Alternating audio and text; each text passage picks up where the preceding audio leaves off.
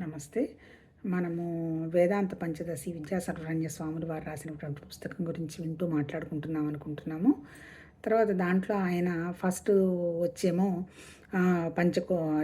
వివేక పంచకం, రెండోది వచ్చేమో దీప పంచకం, మూడోది వచ్చి ఆనంద పంచకం అని 3 చాప్టర్స్ చెప్తూ పంచదశి అంటే ఒక్కొక్క దాంట్లో 5 చెప్పడం జరిగింది.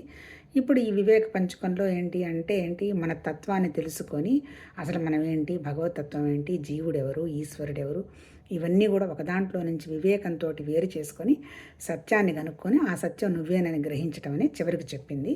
అందులో తత్వ వివేకం పూర్తి చేసేసాము. తర్వాత రెండోది వచ్చి మహాభూత వివేకం చెప్పడం జరిగింది. తర్వాత 3 వచ్చి పంచకోశ వివేకం అయిపోయింది. 4 ద్వైత వివేకం అయిపోయింది. 5 వచ్చి ఈ ఫస్ట్ చాప్టర్లో 5వది వచ్చి మహావాక్యాల గురించి చెప్పడానికి అది వినడం జరిగిందనమాట. తర్వాత దీనికి కొంచెం ఇంట్రడక్షన్కి వెళ్తే అసలు సృష్టి ఎవరు చేశారు, ఈశ్వరుడే చేశాడా, లేకపోతే పరమాత్మే చేశాడా, లేకపోతే జీవుడే చేశాడా అనే విషయాన్ని కనుక వస్తే పరమాత్మ అనేది సర్వవ్యాపకంగా వ్యాపించున్నది, అఖండము. ఆయనే కదలడు మెదలడు, విపరీతమైన శక్తి తప్ప. కాబట్టి ఆ క్రియేషన్కి ఆయనకేం సంబంధం లేదు. తర్వాత ఈశ్వరుడు చేశారన్నారు. ఈశ్వరుడు చేశాడు అంటే ఈశ్వరుడు అసలు లేడు అంటాడు. ఎందుకు? ఈశ్వరుడు ఉన్నాడు అన్నా, పరమాత్మ ఉన్నాడనే ఆలోచన ఉన్నా తెలిసింది ఎవరికి? జీవుడికే తెలిసిందంటాడు. జీవుడు అంటే ఎవరు? మనము. మన మనసే జీవత్వం, అంతకంటే ఏం లేదు. తర్వాత మరి ఎట్లా మనం పరమాత్మ తత్వాన్ని కానీ ఇంకోటి కానీ కనుక్కునేది అంటే 99 మనం విశేషాలను తగిలించుకొని ఉన్నాము. అన్నిటికీ విశేషాలు అంటే ఏంటి? కర్మ, చేసిన భార్య, పిల్లలు, సంసారం, తర్వాత యజ్ఞయాగాదులు, భక్తి అన్నీ కూడా విశేషాలేను. విశేషం కానిది ఒకటే ఉన్నది, అదే భగవతత్వము, అదే బ్రహ్మాకార వృత్తి. మరి దాన్ని తెలుసుకోవాలంటే ఎట్లా? దాన్ని తెలుసుకోవాలన్నా నీ దగ్గర ఉన్నది ఆ పరికరం ఏంటి, ఆయుధం ఏంటి? నీ మనసేను, ఇంకోటి కాదు అని. ఇంకా ఈయనేం చెప్తారు? కర్మ వల్లనో, భక్తి వల్లనో, యోగం వల్లనో నువ్వేం తెలుసుకోలేవు. ఓన్లీ నీకు తెలుసుకునే మార్గం ఏదన్నా ఉందంటే జ్ఞానం ఏముంది అని అంటాడు. అప్పుడు అడుగుతాను, మరి నేను కర్మ వల్ల ఏం ఉపయోగం లేదా, భక్తి వల్ల ఏం లేదా, మరి యోగం వల్ల ఏం లేదా అంటే ఉన్నది. కర్మయోగం వల్ల నీకు వచ్చినది ఒకటి ఏంటి? నీ మనసు నిశ్చలం అవుతుంది, అంతే కదా. నువ్వు ఏం ఆశించకుండా అవతల వాళ్ళకి ఏదన్నా ఇచ్చి వాళ్ళు సంతోషపడుతుంటే నువ్వు చూసి ఆనందపడ్డామనుకో, దానివల్ల ఏంటి? నీ మనసు నిశ్చలమైపోతుంది. అంటే ఏంటి?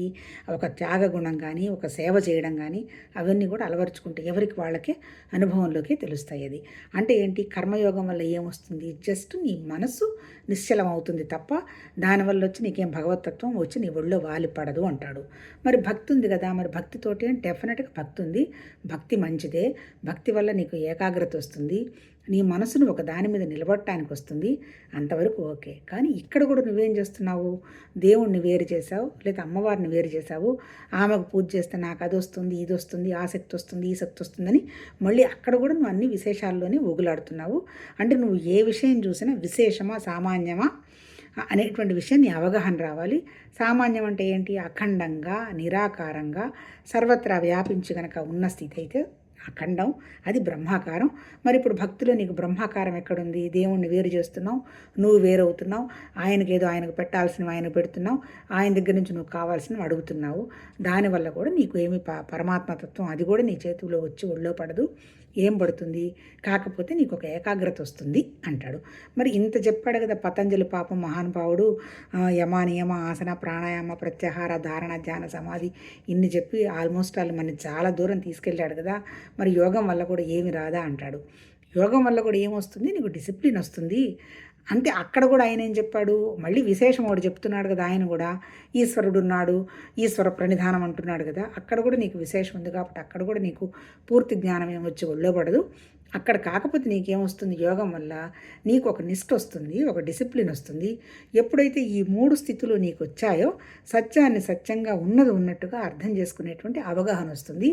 ఆ అర్థం చేసుకునే అవగాహనే జ్ఞానము, ఆ జ్ఞానమే బ్రహ్మము, అంతే కదా అని చెప్తూ ఇంకా 4 మహావాక్యాలు ఉన్నాయి అని చెప్తాడు. ఏంటి ఆ మహావాక్యాలంటే, ఆ మహావాక్యాలు కనుక తెలిస్తే ఆల్మోస్ట్ ఆల్ నీకు వేదాలు, ఉపనిషత్తులు అన్నీ తెలిసినట్టే ఉంటాయి అని. మొత్తం మనకి ఎన్ని వేదాలు ఉన్నాయి? 4 వేదాలు ఉన్నాయి. ఈ 4 వేదాల్లో ఒక్కొక్క ఉపనిషత్తు నుంచి ఒక్కొక్క వేదానికి ఒక్కొక్క వాక్యం తీసుకున్నారనమాట. ఫస్ట్ ఏం తీసుకున్నారు? ఫస్ట్ వాక్యం ఏమన్నారు? ప్రజ్ఞానం బ్రహ్మ అన్నాడు. ఎక్కడి నుంచి? ప్రజ్ఞానం బ్రహ్మ అనేది ఋగ్వేదంలో నుంచి తీసుకున్నారు. ఇది ఐతరోపనిషత్తు చెప్పిందనమాట. ఐతరోపనిషత్తులో చెప్పినది ఈ మొట్టమొదటి వాక్యము ప్రజ్ఞానం బ్రహ్మ. అసలు మహావాక్యం అంటే ఏంటి? మహావాక్యం అంటే ఏంటి అంటే, సపోజ్ ఉదాహరణ చెప్పుకుందాం. రాముడు రావణాసురుని చంపేశాడు అన్నాడు. రాముడు విశేషమే, రావణాసురుడు విశేషమే, చంపటము విశేషమే. అంటే ఏంటి? ఇది అఖండంగా సర్వత్రా సర్వవ్యాపంగా వ్యాపించినటువంటి వాక్యమా? కాదు. ఇప్పుడు ఇక్కడ ఫస్ట్ చెప్పిన పదం ఏంటి? ప్రజ్ఞానం బ్రహ్మ. ప్రజ్ఞానం అంటే ఏంటి? మనకున్నటువంటి అంటే బ్రహ్మ అనేది ఏంటి? జ్ఞానరూపంగా అంతే కదా. నిరాకారం ఆకారం అయితే సాకారం అయితే నువ్వు ఒక మనిషిగానో ఒక వ్యవహారంగానో వ్యక్తం అవుతుంది. ఇక్కడ బ్రహ్మ ఆకారం కాదు కదా, నిరాకారం. నిరాకారం అంటే ఏంటి? జ్ఞానం. అంటే ప్రజ్ఞానం బ్రహ్మ అంటే పూర్తిగా వ్యాపించినటువంటి నిరాకారమైన అఖండమైనటువంటి జ్ఞానం బ్రహ్మ అంటాడు.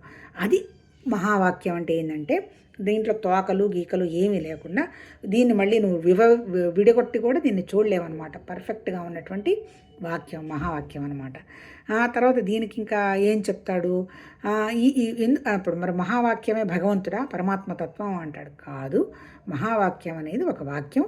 ఆ వాక్యాన్ని అర్థం చేసుకోవాల్సింది ఎవరు? నువ్వే నీ మనసుతో అర్థం చేసుకొని దాని మీద నువ్వు విచారణ చేసి దానిలోకి నువ్వు లయమైపోయినప్పుడు ఈ వాక్యము వెళ్ళిపోతుంది, ఈ అవగాహన వెళ్ళిపోతుంది, అంతా వెళ్ళిపోయి ఒక శూన్యమైనటువంటి స్థితి మిగులుతుంది.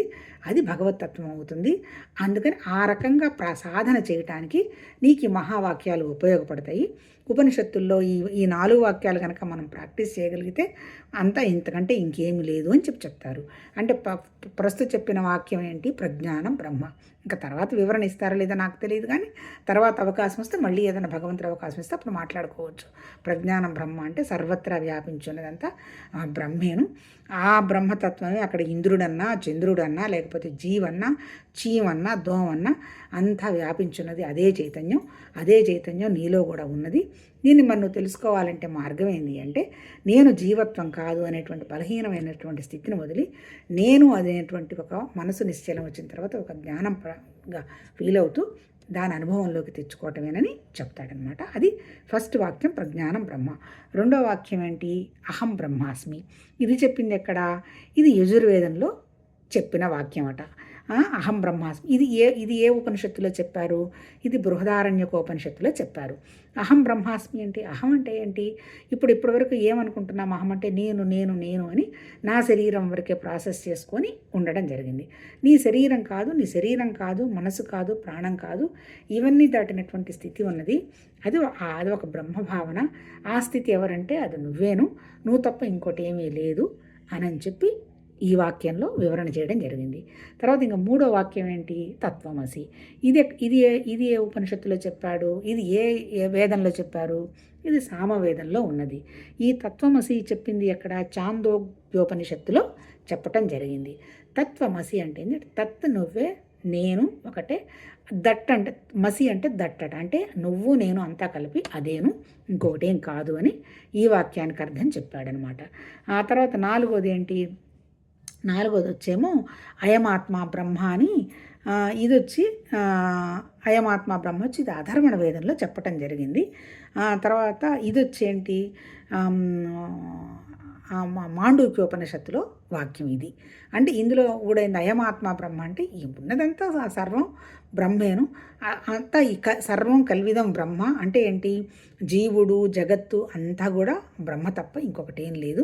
అందుకని కాకపోతే మనం ఇప్పటిదాకా ఎలా ఉన్నాము? అన్ని విశేషాలను పట్టుకొని 99 విశేషాల్లోనే ఉన్నాము.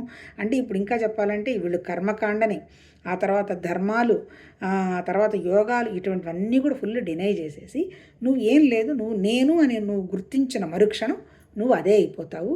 నువ్వు కూడా అందులోనే ఉన్నావు, అంతే కదా. ఇప్పుడు స్పేస్ ఉంది, మనం అందరం ఎక్కడున్నాము? ఖాళీలోనే ఉన్నాము. అందుకని ఎప్పుడైతే నువ్వు గుర్తిస్తావో అది నువ్వు అయిపోతావు అని చెప్పేసేసి ఈ 4 మహావాక్యాల్లో చెప్పిందంతా ఏంటి అర్థం? అది తప్ప ఇంకొకటి లేదు, అది నువ్వే అనేదాన్ని నువ్వు నీ యొక్క వివేకంతో, నీ బుద్ధితోటి, నీ విశేషాలన్నీ ఏది విశేషము ఏది సత్తు, ఏది చిత్తు, ఏది అని నీ అబ్జర్వేషన్ తోటి కనుక్కో. కనుక్కొని ఏమైపోయాడు? నోయర్ అంటే తెలుసుకునేవాడు కూడా లేకుండా వెళ్ళిపోవాలి. అంటే తెలుసుకునేవాడు ఉన్నంతకాలం ఎవడుంటాడు? జీవుడు ఉంటాడు. నేను బలహీనుణ్ణి అన్నంతకాలం జీవుడు ఉంటాడు. నువ్వు బలహీనుడు కాదు, నువ్వే అది, నువ్వే ప్రజ్ఞ, నువ్వే బ్రహ్మ, నువ్వు తప్ప ఇంకేమీ లేదు అనేటువంటి స్థితిలో నుంచి నువ్వు చూడడం కనుక మొదలు పెడితే చివరికి నువ్వు అదే అయిపోతావు. అది అయిపోవాలి అంటే నువ్వు 24 గంటలు నీకు చేతిలో ఉన్న మార్గం బ్రహ్మాకార వృత్తి తప్ప ఇంకొకటి లేదు. బ్రహ్మాకార వృత్తిని నువ్వు 24 గంటలు ప్రాసెస్ చేస్తూ చివరికి నువ్వు బ్రహ్మం అయిపోవాలి. నువ్వు బ్రహ్మం, నేను బ్రహ్మం, ఉన్నదంతా ఒకటే బ్రహ్మం. ఇన్ని బ్రహ్మాలు లేవు, ఇన్ని జ్ఞానాలు లేవు, ఇన్ని భూములు లేవు, ఇన్ని ఆకాశాలు లేవు, ఇన్ని నీళ్లు లేవు, ఇన్ని అగ్నులు లేవు, ఇన్ని ఇంద్రియాలు లేవు, ఇన్ని శరీరాలు లేవు అంటాడు. అంటే ఆ శరీరాలంటే ఒక్కొక్క పని కోసం ఒక్కొక్కటి ఏర్పాటు చేసుకొని ఉండొచ్చు. కానీ అల్టిమేట్ ఏంది? పరమాత్మ ఒక్కడే, ప్రాణం ఒకటే, మనసు ఒకటే, అన్నీ ఒకటే. అట్లాగే పంచభూతాలు ఒకటే, అంతా ఒకటే, మనమందరం కూడా ఒకటే, ఇన్ని లేవు, అది నువ్వేను అనేటువంటి భావనలో నువ్వు ఎప్పుడైతే ఉండగలుగుతావో ఈ చిన్న చిన్న అన్నిట్లో నుంచి నువ్వు బయటపడిపోతావు. ఇవన్నీ నిన్నేం బాధించవు. నువ్వు ఆ స్థితిలో ఉండి అన్నీ చూడటం అలవాటు అయిన తర్వాత నువ్వే బ్రహ్మంగా ఫీల్ అవుతావు. ఏది నేను ఇబ్బంది పెట్టదు అని ఈ మహావాక్యాలను కూడా ఎలా చేయమన్నాడు? వాటిని నువ్వు శుభ్రంగా శ్రవణం చేసి మననం చేసి ఆ ఒక్క భావనలోకి నిధిధ్యాస అంటే ధ్యానం, ఆ భావాన్ని నువ్వు ధ్యాన స్థితిలో అనుభవం చెందుతూ కనుక ఉండగలిగితే నువ్వు ఒక్కటేననే విషయం నీకే అవగాహనకు వస్తుంది అని ఇందులో చెప్పారు. ఇప్పుడు ఈ పంచకోశ వివేకం అయిపోయింది. రేపటి నుంచి ఆయన ద్వీప వివేకం చెప్పబోతారు. అది కంప్లీట్గా జ్ఞానము. అది మరి మహానుభావుడు ఏం చెప్తారో మనకేం అర్థమవుతుందో, ఏం మాట్లాడుకుంటామో రేపు చూద్దాం. నమస్తే.